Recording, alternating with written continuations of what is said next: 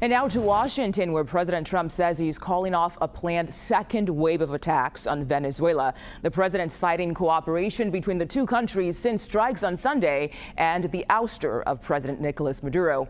And we have this breaking news on the U.S. campaign targeting oil tankers linked to Venezuela. This video posted this morning by the U.S. Southern Command shows U.S. Marine and Navy forces taking over the ship in a pre-dawn raid in the Caribbean. This is the fifth tanker seized since December. Natalie Brand is live at the White House for us today. And Natalie, what can you tell us about these latest developments on Venezuela?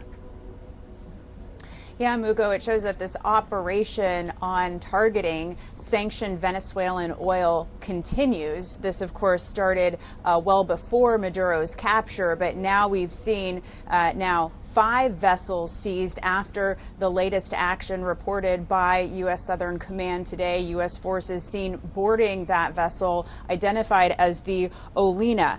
But overall, the president, in numerous public comments, has signaled that he's pleased with the interim leadership in Venezuela, saying that they are cooperating at this point. But he noted that ships will remain in place in the Caribbean, referencing the massive military buildup there, even though he said for now a previously expected second wave of attacks on Venezuela has been canceled, according to what the president posted on social media, because he says these Venezuelan interim authorities are cooperating, even as key leaders from the Maduro regime remain in place well after Maduro's capture last weekend.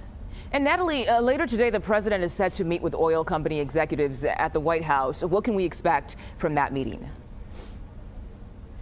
Yeah, the administration has emphasized that this is a key part of its strategy with trying to rebuild Venezuela. We've learned, CBS News has learned, that executives from more than a dozen big oil and gas companies, you see them on your screen there, will be meeting with President Trump as he tries to encourage them to reinvest in Venezuela and build a new modern oil infrastructure there.